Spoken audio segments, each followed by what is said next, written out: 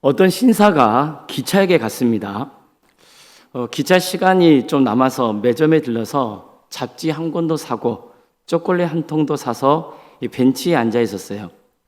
근데 잠시 후에 한 젊은이가 오더니 신사 바로 옆에 앉는 거예요. 근데 이상한 일이 벌어졌어요. 신사가 초콜릿 통에 있는 초콜릿을 한 개 꺼내 먹으니까 옆에 있는 젊은이도 아무 말 없이 초콜릿통에 손을 넣더니 하나를 꺼내 먹는 거예요. 그러니까 신사는 기가 찼어요. 근데 싸우기 싫어서 꾹 참고 초콜릿을 먹었어요. 근데 젊은이가 또 초콜릿을 꺼내 먹는 거예요.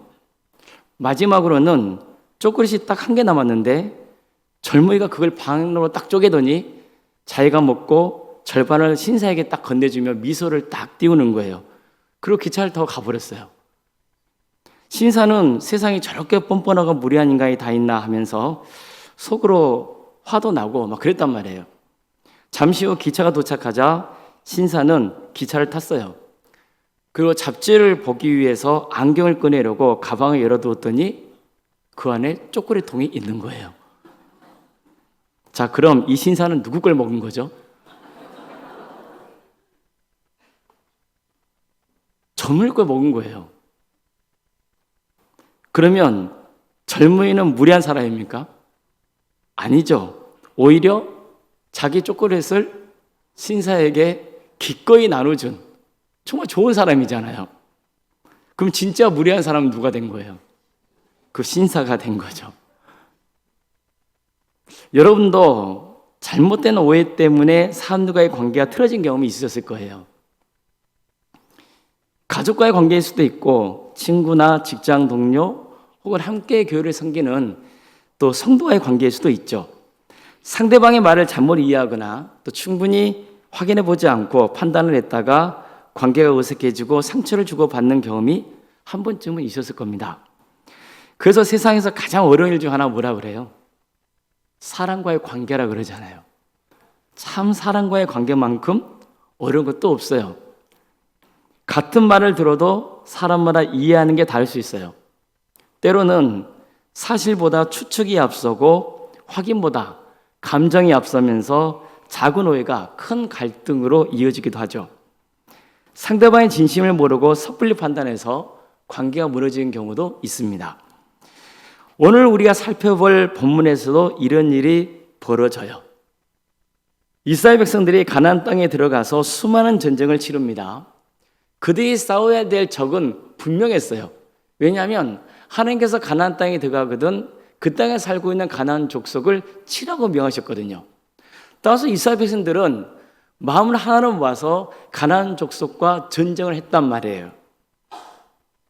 그리고 어느덧 가나안 땅의 새 주인이 되고 비록 완전하지는 않지만 그토록 바라던 평화가 찾아왔습니다.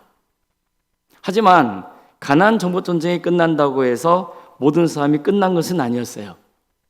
오히려 더 큰 적이 그들 앞에 남아 있었던 거예요. 누굴까요? 바로 자기 자신인 거예요. 사건의 발단은 이스라엘 12지파 중에서 르우벤 지파, 갓 지파, 그리고 므낫세 반 지파 때문이었습니다. 이 일은요, 오래전의 일로 거슬러 올라가요. 모세가 생존했을 때 이스라엘 백성들이 가나안 땅에 들어가기 전에 요단강 동편에 있는 나라와 전쟁을 벌이는 일이 있었어요. 근데 이 전쟁에서 대승을 거둠으로써 요단 동편 땅의 일부를 차지하게 되죠. 그러다 어느 날 르우벤 지파와 갓 지파가 모세에게 와서 이 땅을 우리에게 주십시오. 여기서 정착해 살겠습니다.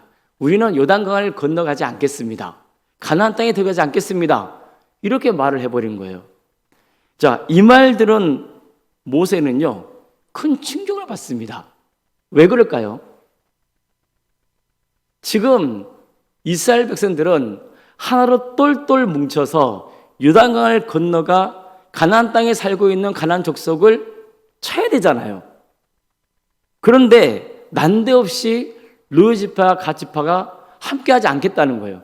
우리는 그냥 요단 동편 땅에 남겠다는 거예요. 그러니 당연히 분노할 수밖에 없죠. 이러면 어떤 일이 벌어지겠어요?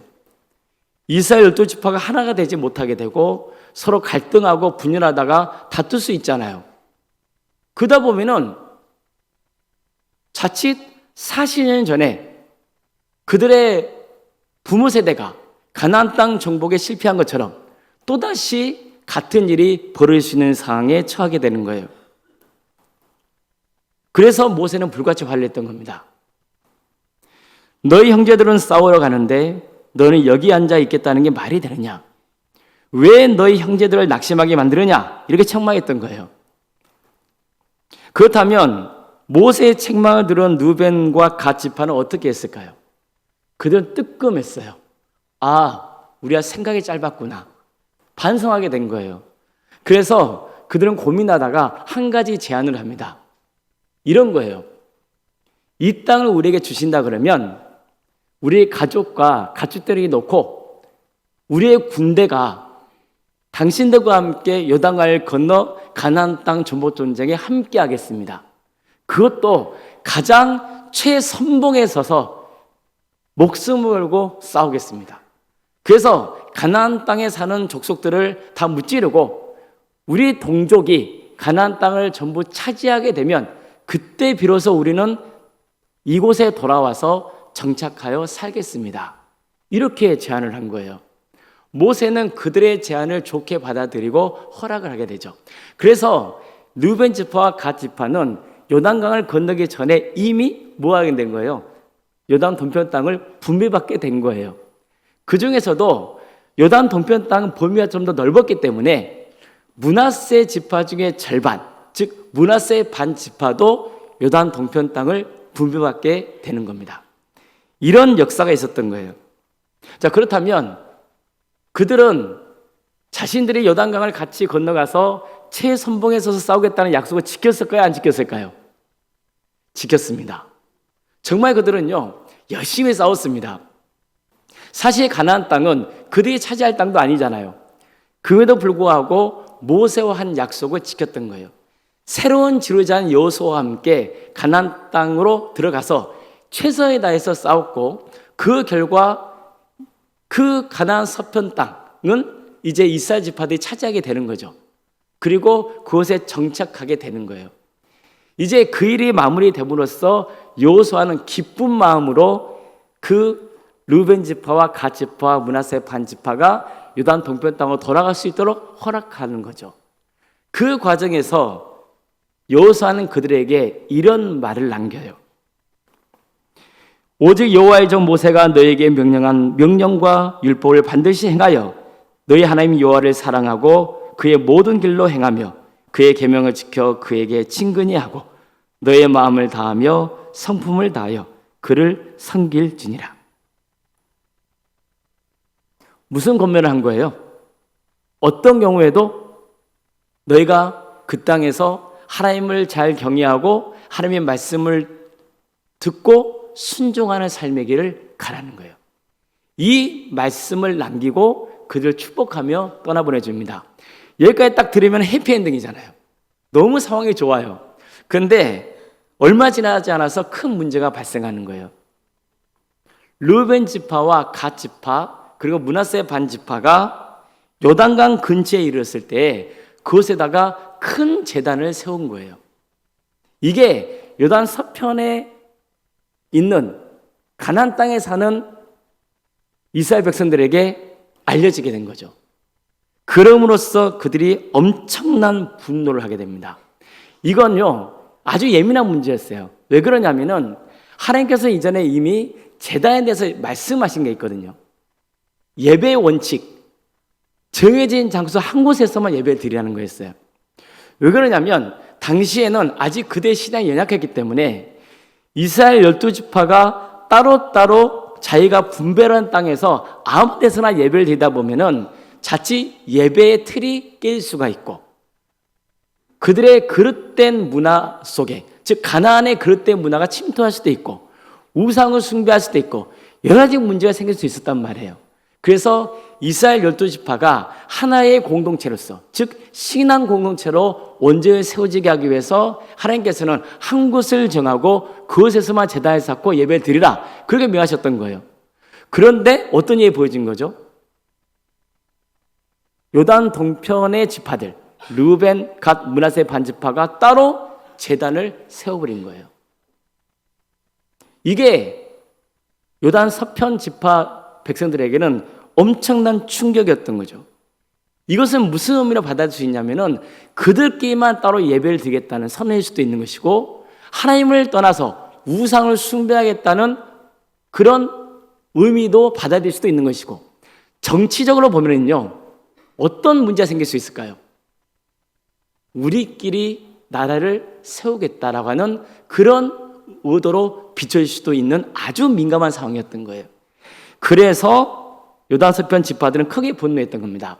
필요하다 보면은 우리는 전쟁도 불사하겠다고까지 다짐을 해요. 자, 보세요. 얼마 전까지만 하더라도 이 12지파는 마음을 하나로 모아서 가나안 족속과 싸웠잖아요. 근데 지금 어떤 상황이 보여진 거예요? 서로 칼을 겨누는 내전의 위기 앞에 놓이게 된 거죠. 근데 천만다행히도 요단 서편 지파들은 곧바로 전쟁을 시작하지 않아요. 일단은 흥분을 가라앉히고 사실관계를 확인해 보기로 한 거예요. 대표단을 구성해서 요단 동편 지파를 찾아가서 왜 그런 일을 벌였는지 한번 확인해 보기로 한 거예요. 그래서 대표단을 꾸립니다. 대표단은 이제 요단 동편 지파들 찾아가요. 그리고는 왜 하나님께서 정하신 제단 외에 또 다른 제단을 쌓아서 하나님의 뜻을 거역하느냐고 따져요. 그러면서요, 이 과정에서 이스라엘 백성들이 이전에 겪었던 두 가지 비극적인 사건에 대해서 언급을 합니다. 첫 번째가 바알볼 사건이에요. 어떤 사건이죠? 이스라엘 백성들이 모압 평지에 있을 때 모압과 미디안 여인들의 유혹에 넘어가서 우상 숭배를 하고 음행에 빠진 사건이에요. 이 사건 때문에 무려 2만 4천 명에 달하는 백성들이 심판을 당했단 말이에요. 이 사건을 언급하면서 왜 또다시 하나님을 거역하는 길을 가려 하느냐? 이렇게 따졌던 거예요. 또 하나의 사건은 뭐냐면은 아간의 범죄 사건이에요. 하나님께서는 여리고성을 점령할 때 그 여리고성 안에 있는 어떤 물건도 취하지 말라 명하셨잖아요. 근데 아간의 사람이 어떤 일이 저질러요? 몰래 자기가 갖고 있는 것을 취했잖아요. 감춰뒀잖아요. 그래서 나중에 발각돼가지고 아간의 가족이 죽죠. 근데 이런 사건이 있었기 때문에 이스라엘 백성들은 아이성 전투에서 한번 패한 역사를 갖고 있잖아요. 뼈아픈 역사죠. 이 이야기를 들려주면서 한 사람의 죄가 공동체 전체를 위험에 빠뜨릴 수 있다는 것을 경고했던 거예요.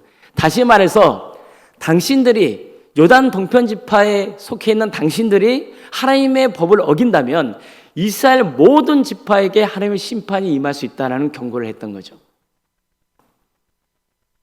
그런데요, 놀랍게도 이 대표단은요, 그들을 책망만 하지는 않았어요. 하나의 대안을 줍니다. 그들은 이렇게 말해요. 만약 당신들이 사는 이 땅이 불안하다면 제단이 있는 요단 서편 땅, 즉 가나안 땅으로 다시 돌아오라는 거예요. 그렇게만 한다면 이미 우리가 분배받은 땅이지만 그 땅을 당신들에게 나눠주겠다는 거죠. 그러니 우리가 손해를 보더라도 그렇게 할 테니까 어떤 경우에도 하나님의 뜻을 저버리는 그런 행동을 하지 말라. 이렇게 간곡히 요청했던 거예요. 여러분 대단하지 않습니까? 여러분 있잖아요. 땅이라는 것은 얼마나 중요합니까? 하나님께 분배받은 땅이고 자손 대대로 이제 전해져 내야 하는 땅이잖아요. 그런데 어떻게 하겠다는 거예요? 그 땅을 기꺼이 나눠주겠다는 거예요. 이건 대단한 희생을 보여주는 거죠. 헌신이에요. 무엇 때문이에요? 적어도 우리 형제 지파가 하나님을 떠나는 일은 없어야 된다고 하는 그 절박함이 있었기 때문이에요. 그들이 죄를 지음으로써 자칫 이스라엘 공동체 전체가 하나님의 심판 아래 놓일 수 있다고 하는 그 절박함 때문이죠. 여기서 우리는 너무나 귀중한 교훈을 얻을 수 있습니다. 여러분 사람은요 화가 나잖아요. 그러면 상대방을 정죄하기는 쉬워요. 그런데 정작 상대방이 진정으로 회복되고 치유되기를 바라는 마음은 얼마나 간절한가 돌아봐야 돼요. 대표단을 보세요. 분명히 그들은 요단 동편 지파의 문제를 지적을 하죠. 그러나 동시에 해결책도 제시하죠. 책망한 게 아니에요. 자신을 희생하고서라도 품을 준비가 되어 있었던 거예요. 우리도 마찬가지입니다. 죄와 잘못에 대해서는 분명히 말할 수 있어야 돼요. 그러나 그 목적은 정죄가 아니라 회복해야 하는 거예요. 상대를 무너뜨리고 밀어내기 위해서 책망해서는 안 되고 하나님께로 다시 돌아오게 하기 위한 사랑의 권면이어야 하는 겁니다. 누군가 어려움을 겪고 있을 때 쉽게 비난하고 판단할 수 있어요. 그러나 우리는 상대에 대해 긍휼히 여기는 마음을 품어야 돼요. 가정도 마찬가지고 교회도 마찬가지예요. 가정도 교회도 함께 가야 되잖아요. 어려움을 갈등이 있더라 할지라도 그 갈등을 함께 풀어가야 되잖아요. 그런데 감정이 앞서가지고 화부터 내고 짜증부터 낸단 말이에요. 우리가 연약하니까 그럴 때가 있잖아요. 그래서는 안 된다는 것을 오늘 본문은 가르쳐주고 있는 거예요. 우리는 함께 가야 된다. 함께 하나님을 섬기는 가정이 돼야 되고 교회 공동체가 돼야 된다. 그 마음이 있어야 되는 거예요. 요단 서편 지파들은 전쟁도 불사하겠다고 다짐했잖아요. 그러나 또 다른 마음 한켠에는 뭐가 있는 거예요? 형제를 잃고 싶지 않은 그 마음이 있었던 거예요. 이들은 공동체의 거룩함을 지키고자 했습니다. 그래서 어떻게든 형제를 품고자 했던 거죠. 이 점 우리는 배워야 되는 거예요. 뿐만 아니라 이 장면은요, 얼마나 이스라엘 백성들이 죄의 문제에 대해서 민감했었는지를 잘 보여줘요. 적어도 이 장면에서만큼은 이스라엘 공동체는 하나님을 두려워할 줄 알았어요. 그들은 과거의 뼈아픈 역사를 잊지 않았단 말이에요. 바알 보에서의 사건, 아간의 범죄 사건, 그것을 새겼던 거예요. 우리가 그런 범죄에 걸려서 하나님의 심판을 당했구나. 그것을 계속 마음에 담아두고 있었던 거예요. 그런 불상사가 다시 생기지 않도록 하기 위해서 그들은 어떻게든 요단 동편 지파의 마음을 되돌려고 했던 거죠. 사실 우리는요, 사랑과 관용을 말하지만 때로는 죄에 대해서 지나치게 둔감해질 때가 있어요. 그러나 성경은요, 죄를 가볍게 여기지 않아요. 하나님을 사랑하는 사람은요, 죄를 미워하게 되어 있습니다. 공동체를 사랑하는 사람은요, 그 죄가 공동체를 무너뜨릴 수 있다는 것을 알아요. 여러분 가만 보세요. 나 자신, 가정, 교회, 그리고 이 나라 민족도 보세요. 탐욕이라는 것이 죄인데 그 탐욕의 죄가 얼마나 무섭습니까? 나를 무너뜨립니다. 가정을 무너뜨려요. 나라를 무너뜨려요. 나라의 위정자들이 탐욕에 빠지잖아요. 그러면 그 나라는 무너지는 거예요. 죄라고 하는 것이 얼마나 끔찍한 결과를 가져오는지를 간과해서는 안 되는 거예요. 그래서 우리는 죄에 대해서 둔감해서는 안 되고 깨어 있어야 되는 겁니다.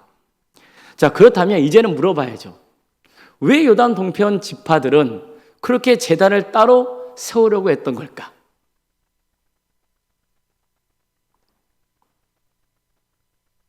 그들은 그 이유를 밝히는 거예요. 오해하고 있다는 거예요. 절대 우리는 그런 뜻이 아니라는 거예요. 그러면 뭐냐는 거죠. 그들은 이 문제에 대해서 이렇게 말합니다. 제가 그 본문을 읽어드리겠습니다. 우리가 목적이 있어서 주의하고 이같이 하였노라.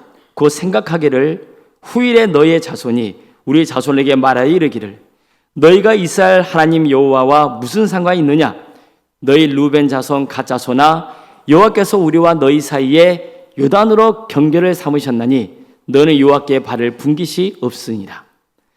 너희의 자손이 우리 자손에게 여호와 경외하기를 그치게 할까 하여 우리가 말하기를 우리가 이제 한 제단 쌓기를 준비하자 하였노니 이는 번제를 위함이 아니요 다른 제사를 위함도 아니라. 무슨 뜻인가요? 잘 들어보세요. 우리는 괜찮다는 거예요. 왜냐하면 당신들은 알지 않느냐? 우리가 목숨을 걸고 가나안 땅 정복을 위해서 헌신한 역사를 알고 있지 않느냐? 그러나 오랜 시간 지난 다음에 과연 당신들의 자손들도 그렇게 생각하겠느냐는 거예요. 여기에는 중요한 것이 있어요. 뭐냐면요, 요단강이에요. 요단강은 단순한 강이 아니에요. 요단 동편과 요단 서편을 가르는 경계예요. 마치 우리를 지금 뭐와 비슷하냐면은 휴전선이란 말이에요. 처음에는 괜찮아요. 서로 친밀하게 왕래할 수 있어요. 요단 동편에 있는 지파들은 요단강을 건너서 요단 서편 지파에 있는 제단에 가서 하나님을 자유롭게 예배할 수 있단 말이에요. 그러나 세월이 지난 다음에 어느 순간부터인가 어떤 갈등이 생기거나 오해가 생겼을 때 요단 서편 땅, 즉 가나안 땅에 살고 있는 이스라엘의 자손들이 우리 요단 동편에 사는 자손들을 우리 형제로 받아들이지 않으면 어떻게 하느냐? 우리 자손들이 예배드리고 하나님께 가려고 하는데 그들이 막으면 어떻게 하느냐? 이 우려가 있었다는 거예요. 그래서 우리도 같은 이스라엘의 자손이요, 하나님을 믿는 공동체라는 것을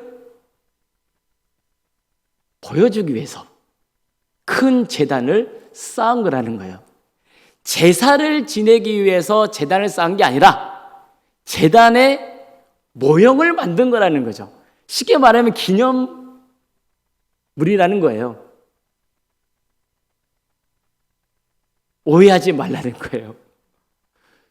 데비드의 그 소리를 들으니까 너무 안심이 되는 거예요. 아이고, 우리가 오해했구나. 전쟁했으면 큰일 날 뻔했네. 그래서 어떻게 해요? 기쁜 마음으로 요단 서편 지파에게 가서 이 소식을 전했던 거예요. 그러자 요단 서편 지파 사람들도 너무 기뻐했고 그 이후로는 다시는 전쟁하다는 말이 입에서 쏙 들어가 버린 거예요. 이렇게 해서 마무리가 된 겁니다. 자, 이 사건은요, 공동체가 서로 대화로 오해를 풀고 다시 하나가 되었다는 점에서 큰 의미가 있어요. 또한 그들이 오직 하나님만 믿고 섬기는 신앙을 재차 확인하고 다짐했다는 점에서 큰 의미가 있습니다. 비록 땅은 요단강을 경계로 나눠져 있지만 그들의 신앙은 결코 나누지 않았다는 것을 다시 한번 확인하고 다짐하는 계기가 된 거예요. 이렇게 된 것은 무엇 때문입니까? 전쟁을 선택하지 않고 대화를 택했기 때문이에요. 그래서 오해가 풀리고 이걸 계기로 다시 한번 그들의 신앙 안에서 하나가 되는 역사를 이루게 되는 거예요. 만약 대화하지 않고 전쟁을 했다면 어떤 일이 보였을까요? 그냥 다 망하는 거죠, 뭐. 우리도 마찬가지예요. 가정에서건 교회에서건 뭐 밖에서도 마찬가지예요. 직장도 마찬가지죠.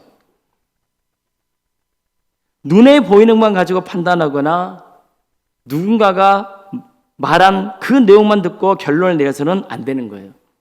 사실관계를 확인하기도 전에 상대를 정죄하거나 비난해서는 안 되죠. 교회 생활도 마찬가지예요.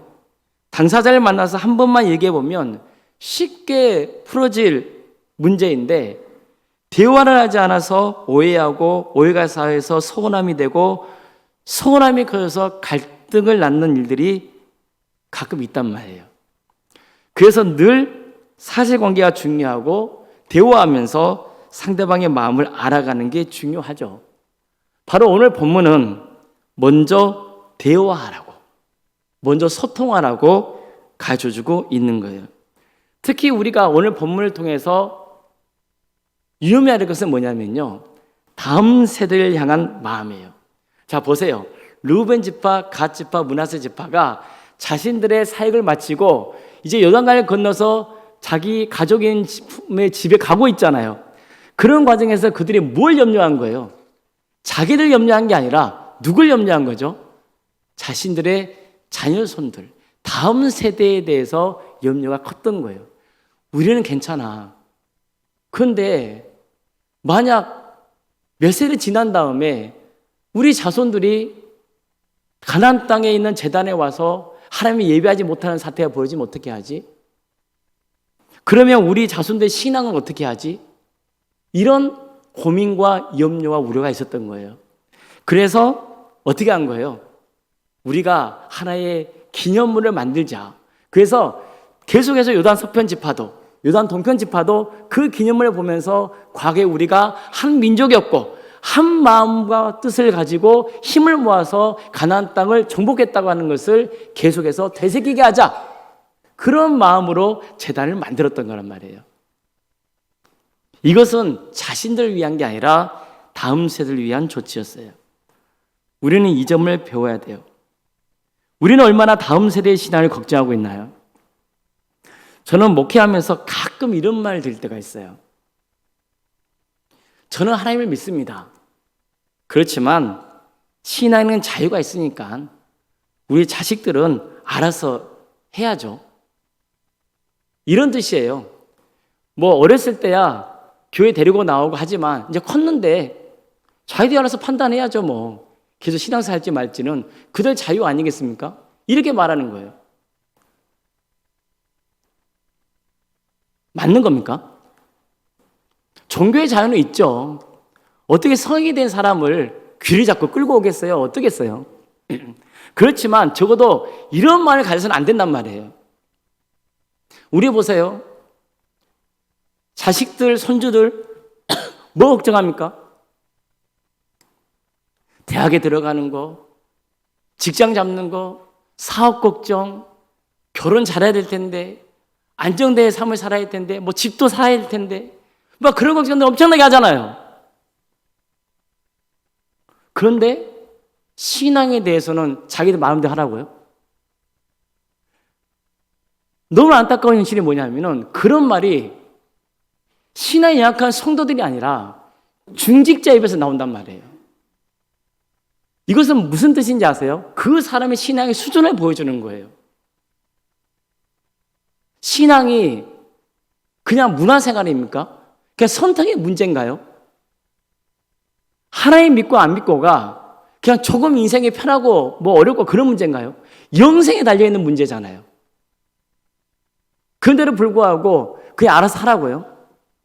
이건 무슨 뜻이에요? 극단적으로 말하면 나는 천국 가니까 내 자식들이야 지그들이 천국 가건 지옥 가건 알아서 하겠죠. 그게 얼마나 무책임한 말이냐고요. 그래서는 안 되는 거예요. 물론 억지로 할 수는 없어요. 그렇기 때문에 더욱더 기도를 해야죠. 그렇지만 그들에게 끊임없이 신앙을 가르쳐야 되고 권면을 해야 되는 거예요. 또 우리 스스로가 신앙생활 잘할 수 있는 모범을 계속해서 보여가야죠. 포기해서는 안 돼요. 이건 자유의 문제가 아니에요. 내 자녀손들이 망하느냐 망하지 않느냐, 하나님의 축복을 받느냐 심판을 당하느냐, 그 문제 아닙니까? 다음 세대를 위해서 우리는 깊은 관심을 가져야 되는 거예요. 성도 여러분, 요단 서편 지파하고 요단 동편 지파는 서로 다른 고민을 가지고 있었잖아요. 한쪽은 오해했어요. 그렇죠? 다른 한쪽은요, 소외될 것을 염려했어요. 서로 입장이 다르단 말이에요. 그러나 그들의 중심에는 공통된 마음이 있었어요. 그게 뭡니까? 하나님의 뜻에 순종하고자 하는 마음, 어떻게 해서든지 죄를 짓지 않으려는 마음, 그리고 어떻게든 신앙을 지키고자 하는 그 마음이에요. 바로 그 마음이 이스라엘 공동체를 하나로 묶어줬던 거예요. 서로 생각은 달라도 하나님을 향한 마음이 같았기에 오해를 풀 수 있었고 다시 하나 될 수 있었던 거예요. 우리 가정도 마찬가지고 교회 공동체도 마찬가지예요. 왜 서로 생각이 같겠어요? 다르죠. 아무리 사랑하는 관계라 할지라도 생각은 얼마나 다를 수 있단 말이에요. 갈등이 있죠. 그러나 가정이 주님 안에서 하나라면, 교회 공동체가 주님 안에서 하나라면 우리는 신앙 안에서 갈등을 회복할 수 있고 다시 하나가 될 수 있거든요. 그래서 하나의 신앙을 갖고 있다는 것은 큰 축복인 거예요. 교회 공동체도 마찬가지예요. 왜 생각이 똑같겠냐고요. 같은 상황을 놓고도 이런 생각 저런 생각 많다니까요. 그것은 당연한 거예요. 그렇지만 중요한 건 뭐예요? 생각이 다르다 할지라도 우리는 하나님 안에서 하나의 공동체라는 것, 하나님을 믿고 하나님을 따르고 하나님이 세우신 교회를 지키고 이 교회를 통해서 하나님이 하신 역사가 이루어져야 한다는 것. 이것을 우리가 붙들고 있다면, 그게 우리의 중심이라면 결국은 마음을 하나로 모을 수 있는 거예요. 이게 중요한 거란 말이에요. 오해가 있다 할지라도, 어떤 문제가 있다 할지라도 그 오해와 문제 가운데 함을 내지 않고 누구를 바라보고요? 하나님을 바라보고 하나님의 뜻이 무엇인지를 우리는 끊임없이 물으며 대화하며 소통하며 기도하며 그러면서 함께 섬겨가는 그런 공동체가 되어야 하는 거죠. 우리의 가정이, 또 우리가 섬기는 교회가, 또 우리의 직장이, 우리가 머무는 그 자리가 그런 역사가 일어나야죠. 하나님께서는 우리 한 사람 한 사람이 그런 축복된 삶의 길을 가기를 바라시는 거예요. 오해는 대화로 풀고 갈등은 사랑으로 품어야 되는 거예요. 한번 따라해 보실까요? 오해는 대화로 풀고 갈등은 사랑으로 품고. 복습해 볼까요? 오해는 뭘로 풀어요? 대화로 풀고. 갈등은 뭘로 품어요? 사랑으로 품고. 그런 광주 동암교회, 그리고 우리 성도들의 가정이 될 수 있기를 주님의 이름으로 축원합니다. 기도하시겠습니다.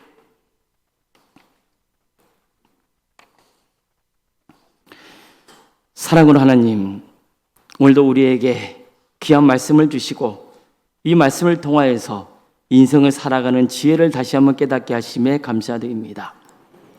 주님, 도와주시옵소서. 오해는 대화로 풀고 갈등은 사랑으로 품고, 무엇보다도 우리가 하나님을 믿는 한 공동체라는 것을 늘 기억하게 하여 주시고 주님의 뜻을 구하며 함께 공감해주고, 그리고 서로 화해하며 하나 되고 주의 나라를 위해서 힘쓸 수 있는 아름다운 가정, 아름다운 교회가 되게 하여 주시옵소서. 거룩하신 예수님의 이름으로 기도드리옵나이다.